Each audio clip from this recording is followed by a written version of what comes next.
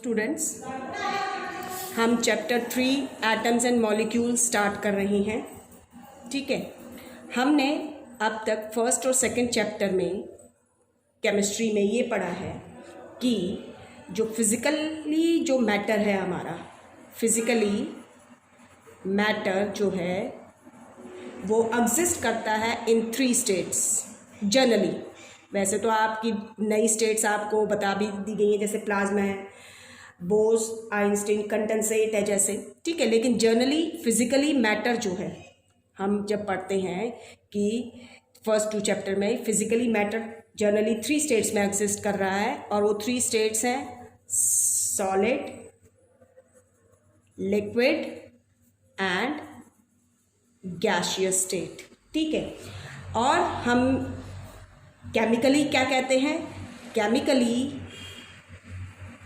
Matter जो है उसको हम क्लासिफाई करते हैं।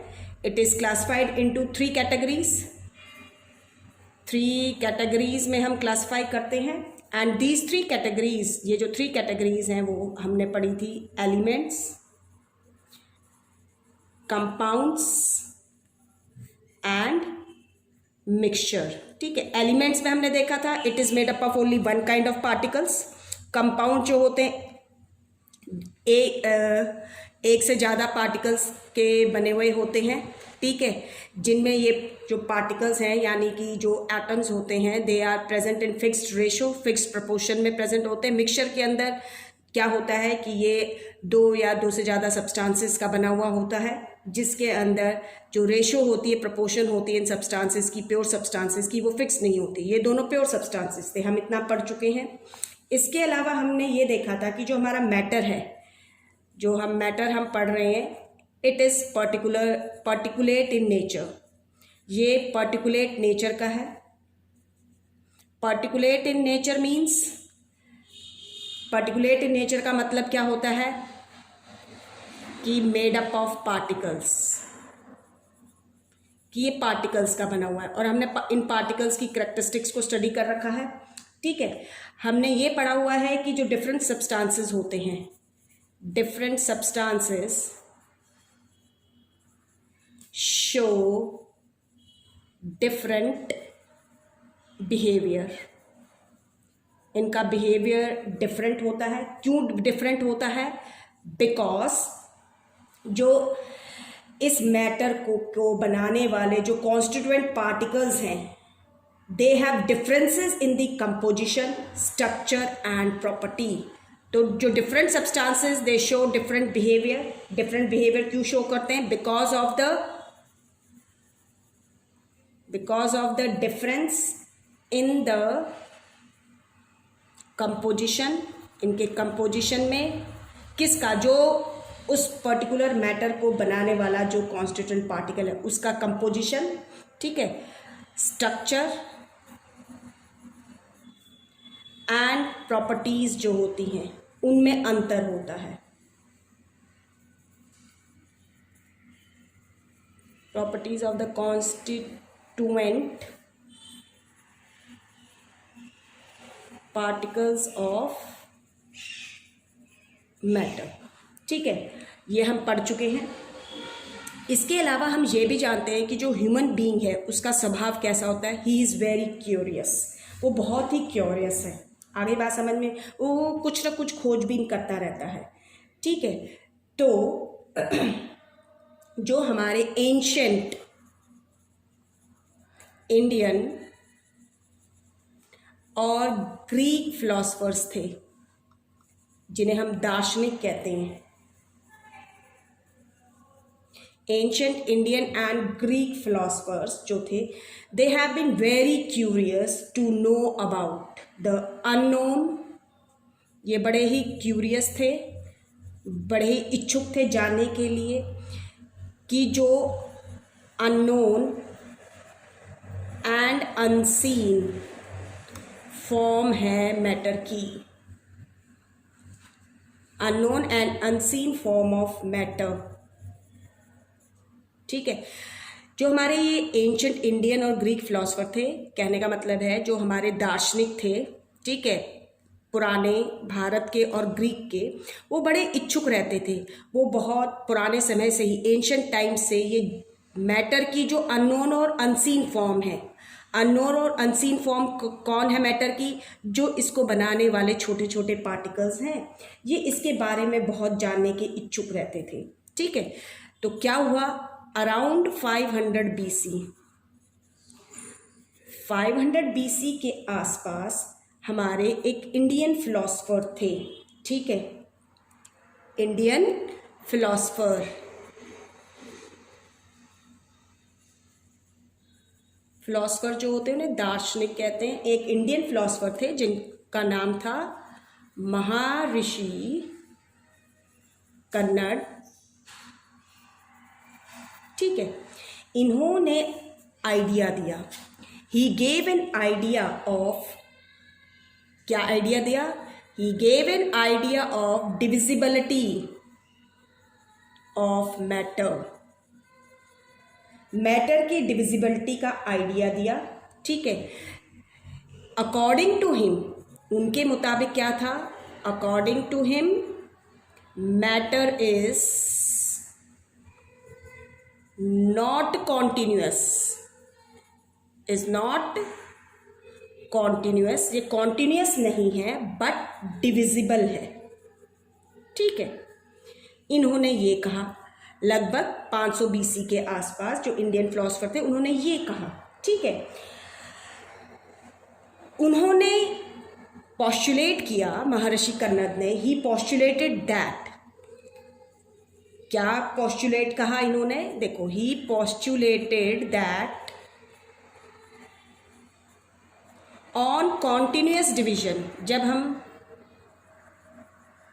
On continuous division of matter, on continuous division of matter, we can have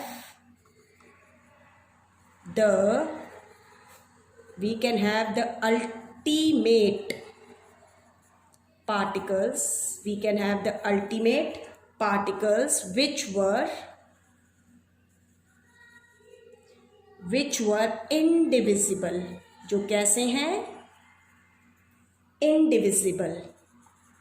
उन्होंने, महर्षि कन्नड़ ने पॉस्टुलेट दिया, उन्होंने कहा कि on continuous division of matter we can have the ultimate particles which were indivisible. कहने का मतलब ये है कि if we go on dividing matter, जिसे हमने पढ़ा था फर्स्ट चैप्टर में, क्या कहते थे, पदार्थ। अगर हम ये जो मैटर है, ये जो पदार्थ है, अगर हम इसको लगातार डिवाइड करें, ठीक है, तो if we go on dividing matter we shall get the smaller and smaller particles, हमें छोटे से छोटे पार्टिकल्स मिलेंगे। एंड अल्टीमेटली एक टाइम ऐसा आएगा कि हमारे पास एक सबसे छोटा पार्टिकल होएगा जिसकी हम फर्दर डिवीजन नहीं कर सकते हैं। ठीक है, तो क्या कहने का मतलब हुआ, if we go on dividing matter we shall get the smaller and smaller particle. Ultimately, a time will come when we shall come across the smallest particles which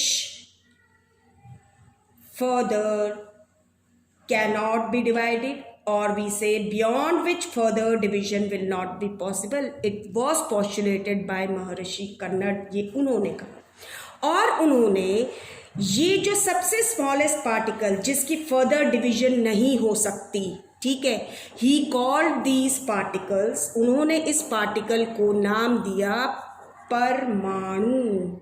क्या नाम दिया, परमाणु।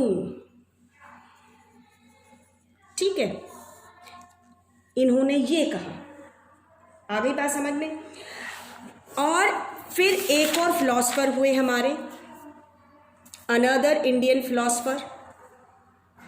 ठीक है, एक और इंडियन फिलोसफर, उन्होंने ये जो महर्षि कन्नड़ ने कहा था, जो इसको आगे इलाबोरेट किया। ठीक है, इंडियन फिलोसफर थे जिनका नाम था पखुधा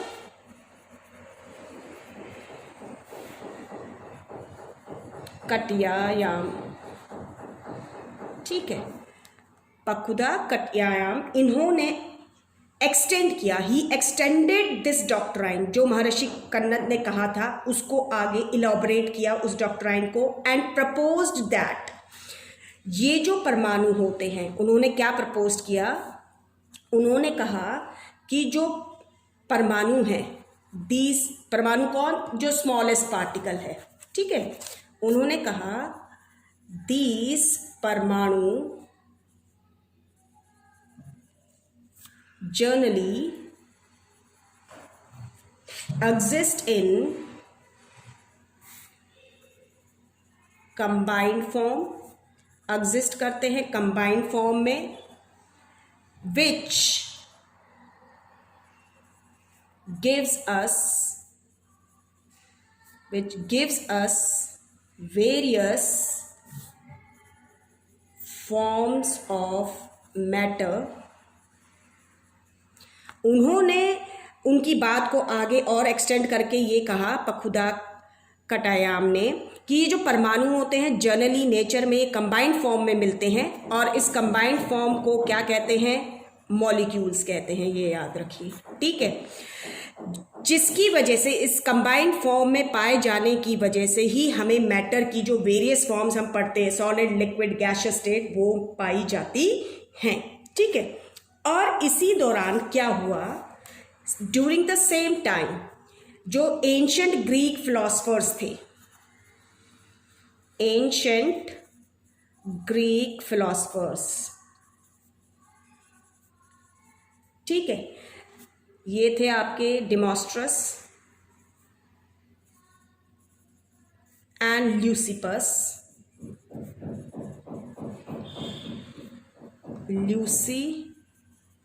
ठीक है।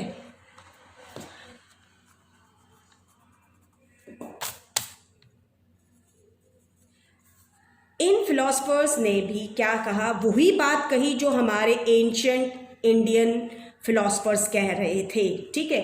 तो इन्होंने he gave the same idea which was given by ancient Maharshi Kannad, that if we go on dividing matter, a stage will come when particles obtained cannot be divided further। लेकिन फर्क ये था कि डिमोस्ट्रस जो थे उन्होंने इस पार्टिकल को नाम दिया, he called these particles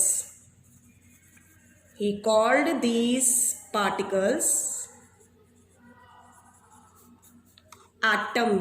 उन्होंने इस पार्टिकल्स को नाम दिया एटम, जिसका मतलब था एटम्स, विच मीन्स, जिसका मतलब क्या था, इनडिविजिबल, जो क्या है, इनडिविजिबल, यानी कि मैटर का ये वो सबसे स्मॉलेस्ट पार्टिकल है जिसकी फर्दर डिवीजन नहीं हो सकती है, ठीक है। ये जितने भी आइडिया थे डिविजिबिलिटी ऑफ मैटर के, all are based on philosophical considerations, ठीक है। इन सारी की सारी ये दार्शनिक बातें थी, ठीक है। कोई एक्सपेरिमेंटल प्रूफ्स नहीं थे, एक्सपेरिमेंटली कोई भी ऐसा एक्सपेरिमेंट नहीं किया गया जो वैलिड कर सके कि जो हमारा मैटर है उसका जो सबसे स्मॉलेस्ट पार्टिकल एटम है वो इंडिविजिबल है। एक्सपेरिमेंटल कोई प्रूफ नहीं थे। लेकिन by the end of the 18th century, लेकिन जैसे ही 18th सेंचुरी के by the end of 18th century, ठीक है, 18th सेंचुरी के आखिरी में क्या हुआ, साइंटिस्ट रिकॉग्नाइज्ड, जो साइंटिस्ट थे, साइंटिस्ट रिकॉग्नाइज्ड, उन्होंने क्या रिकॉग्नाइज्ड किया, the difference between, recognize the difference between elements and compounds. लेकिन 18वीं शताब्दी के अंत तक जो साइंटिस्ट थे उनको एलिमेंट्स और कंपाउंड्स में अंतर पता चलने लगा, एंड इससे क्या हुआ, जो साइंटिस्ट का इंटरेस्ट था वो और भी अराउज्ड हुआ, और भी हाई हो गया, और भी जागरूक हो गया, आप कह सकते हैं, ये चीज़ जानने के लिए कि why and how different substances means generally हम एलिमेंट्स कह सकते हैं, वाई डिफरेंट सब्सटेंसेस जिन्हें हम एलिमेंट्स कहते हैं, ठीक है, ये कंबाइन क्यों करते हैं? वाई डिफरेंट सब्सटेंसेस जिन्हें हम एलिमेंट्स कहते हैं ये कंबाइन करते हैं। आगे बात समझ में। एंड व्हाट हैपन्स, और साथ में ये भी कि व्हाट हैपन्स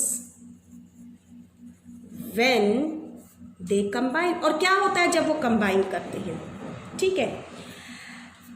तो अब 18th सेंचुरी के ख़त्म होते होते इंटरेस्ट आने लगा साइंटिस्ट को इन चीज़ों के बारे में, वो जानने लगे, लेकिन उससे पहले कोई भी एक्सपेरिमेंटल प्रूफ नहीं था। लेकिन फिर एक साइंटिस्ट हुए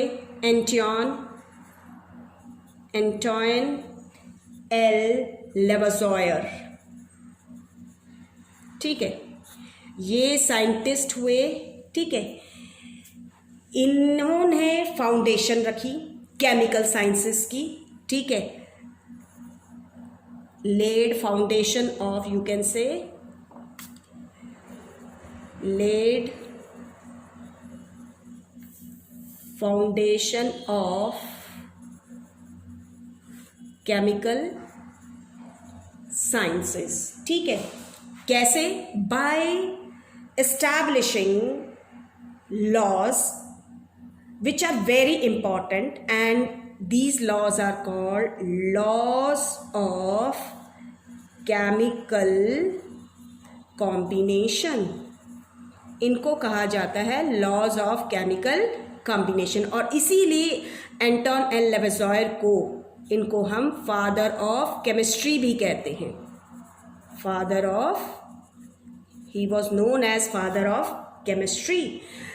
with the help of these laws, अब हम ये जो लॉज हैं, लॉज ऑफ केमिकल कॉम्बिनेशन, इन लॉज की हेल्प से जो फिनोमिनन है, phenomenon of combination of substances can be understood.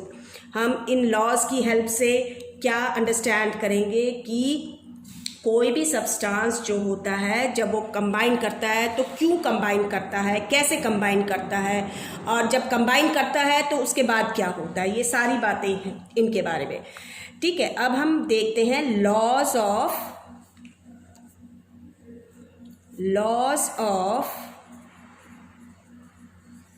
Chemical, ये लॉज क्या थे, ठीक है, लॉज ऑफ केमिकल कॉम्बिनेशन, ठीक है। ये जो लॉज थे केमिकल कॉम्बिनेशन के, ये थे number 1 law of conservation of मास, ठीक है। दूसरा है लॉ ऑफ कांस्टेंट कंपोजिशन, और यू कैन से लॉ ऑफ कांस्टेंट प्रपोर्शन, और इसे हम कहते हैं लॉ ऑफ डेफिनेट प्रपोर्शन भी कहते हैं। एंड तीसरा है लॉ ऑफ मल्टीपल प्रपोर्शन, ठीक है। We will discuss these 2 laws, हम इन 2 लॉज को पढ़ेंगे, law of conservation of mass and law of constant proportion, ठीक है। ये जो लॉज होते हैं, इन लॉज की हेल्प से हम क्या कर सकते हैं, ये जो लॉज हैं इनकी वजह से हमें ये पता चलेगा सबसे पहले how and why different elements combine, ठीक है, आ गई बात समझ में। दूसरा, ये जो लॉ था, ये जो लॉज हैं they are helpful in quantitative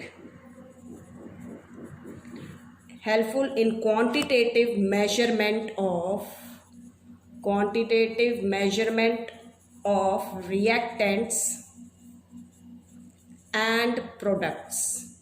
जो क्वांटिटेटिव मेजर है रिएक्टेंट और प्रोडक्ट्स की, दैट उसके बारे में, यानी कि how much reactant will be required to obtain desired amount of product, कि हमें कितना रिएक्टेंट चाहिए, ठीक है, जिससे हम जो प्रोडक्ट चाहते हैं वो हमें प्राप्त हो सके, ठीक है।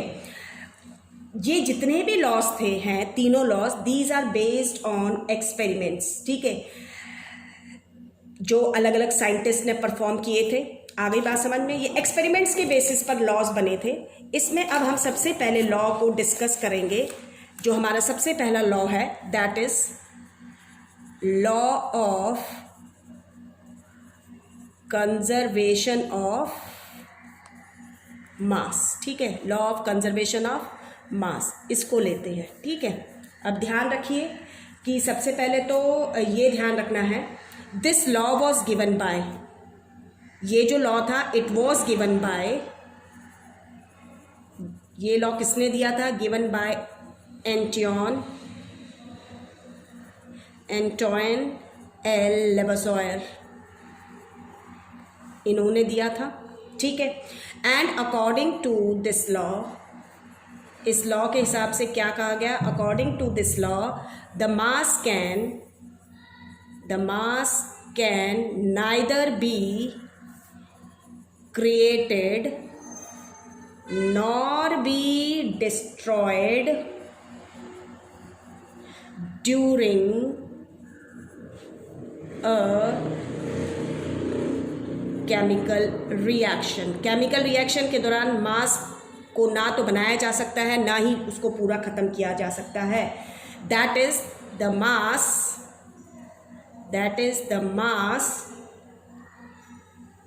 remains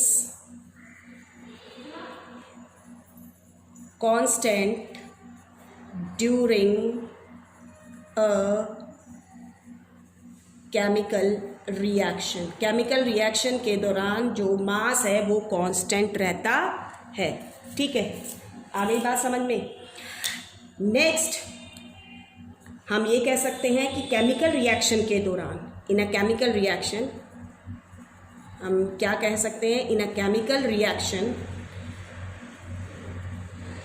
टोटल मास ऑफ, जो टोटल मास है, total mass of products is equal to total mass of reactants, ठीक है। आगे बात समझ में कि जो टोटल मास होएगा प्रोडक्ट्स का वो बराबर में होना चाहिए टोटल मास ऑफ रिएक्टेंट। अब ध्यान ये रखना है कि रिएक्टेंट्स क्या होते हैं। रिएक्टेंट्स आपके substances which take part in a chemical reactions, ठीक है, substances which take part in a chemical reaction, जो केमिकल रिएक्शन में पार्टिसिपेट करते हैं, हिस्सा लेते हैं, उन्हें हम क्या कहते हैं, रिएक्टेंट कहते हैं। और जो प्रोडक्ट्स का मतलब क्या है, जो सब्सटेंसेस बनता है, ठीक है, सब्सटेंसेस फॉर्म्ड जो होते हैं वो आपके प्रोडक्ट कहलाते हैं, ठीक है। तो मास of product, mass of reactant, यानी अगर मान लीजिए हमारे पास कोई दो सब्सटेंसेस हैं ए एंड बी, जब केमिकल रिएक्शन होएगी तो ये दोनों रिएक्ट करेंगे और मान लीजिए दो नए सब्सटेंसेस बनते हैं, एक सी और एक डी। तो ए एंड बी आपका क्या है, दिस इज रिएक्टेंट, सी और डी जो है वो क्या है, प्रोडक्ट है। आ गई बात समझ में। तो जो इनका मास होएगा प्रोडक्ट का, that must be equal to the mass of the reactant, ठीक है। अब हम एक एग्जांपल लेते हैं। फॉर एग्जांपल, एक एग्जांपल हम ले रहे हैं कि एक केमिकल रिएक्शन है जिसके अंदर कार्बन जो होती है, ठीक है, कार्बन, जैसे हम बर्निंग ऑफ फ्यूल है, ठीक है। तो बर्निंग ऑफ फ्यूल जो है, जब फ्यूल आपका कोई भी बर्न होता है तो जनरली उसमें जो कार्बन प्रेजेंट होती है तो इट बर्न्स इन ऑक्सीजन, ठीक है, ऑक्सीजन में बर्न होती है and it produces carbon dioxide. तो जो चेंज होएगा मास में, the change in the mass during this chemical reaction, हम उसको कैसे शो करेंगे कि कार्बन ऑक्सीजन के साथ रिएक्ट करके कार्बन डाइऑक्साइड बना रहा है। तो जब हम मास निकालेंगे, mass of reactants, total mass of reactants जो होएगा, this will be equal to mass of carbon plus mass of जो ऑक्सीजन है। अब ध्यान रखो, एक जो कार्बन एटम है उसका मास कितना होता है, 12 ग्राम। ये आप धीरे धीरे इसी चैप्टर में आगे पढ़ेंगे, ठीक है। और दो ऑक्सीजन एटम का मास जो होगा 16 × 2 वो 32 ग्राम होता है। तो ये टोटल मास हो गया 44 ग्राम। और इसी तरीके से जब हम मास ऑफ प्रोडक्ट देखेंगे तो हमारे यहाँ पे जो प्रोडक्ट है दैट इज कार्बन डाइऑक्साइड, तो वो किसके बराबर होना चाहिए, ये किसके बराबर होएगा, is equal to mass of product जो है is equal to mass of carbon dioxide. और मास ऑफ कार्बन डाइऑक्साइड जब निकालेंगे तो कार्बन एटम का मास प्लस में जो 2 ऑक्सीजन एटम है उनका मास, ये किसका बराबर हो गया 44 ग्राम। तो आप क्या देख रहे हैं कि जो मास ऑफ प्रोडक्ट आया है that is equal to mass of the reactant. तो इस रिएक्शन में क्या हुआ, जो मास है, मास रिमेन्स कंजर्व्ड, जो मास है वो कंजर्व्ड है, ठीक है। तो हम क्या कह सकते हैं, हम ये कह सकते हैं कि किसी भी रिएक्शन के अंदर जो टोटल मास होता है सब्सटेंसेस का, इट रिमेन्स कंजर्व्ड, वो कंजर्व्ड रहता है। हम क्या कह सकते हैं, that in any reaction the total mass of substances remain conserved, लेकिन but there is a change in the energy of reaction. लेकिन ध्यान रखिए, but there is a change in the energy of reaction, जो reaction है उसकी energy change होती है। और on the basis of energy change chemical reactions जो होते हैं हम उनको क्लासिफाई करते हैं इनटू 2 कैटेगरीज, ठीक है। हम एनर्जी चेंज के बेसिस पर, क्योंकि इस रिएक्शन के दौरान एनर्जी चेंज हुई है, तो हम उसी हिसाब से केमिकल रिएक्शंस को क्लासिफाई करते हैं 2 कैटेगरीज में। एक होती है एक्सोथर्मिक, ठीक है, और एक होती है एंडोथर्मिक, ठीक है। जो एक्सोथर्मिक रिएक्शंस होती हैं आपकी, ये केमिकल रिएक्शंस होती है in which energy is liberated, you can say, यानी एनर्जी प्रोड्यूस होती है, you can say is produce, liberated, produced, और यू कैन से रिलीज्ड, ठीक है। ड्यूरिंग कब, when reactants react to form, react करके क्या बनाएंगे, प्रोडक्ट्स। और एंडोथर्मिक रिएक्शंस क्या होंगी, the chemical reaction in which energy is absorb, जिसमें एनर्जी क्या होती है, अब्जॉर्ब होती है, when reactants react to form products, ठीक है। तो this is all about the law of conservation of मास। ये आपका लॉ ऑफ कंजर्वेशन ऑफ मास था, ठीक है।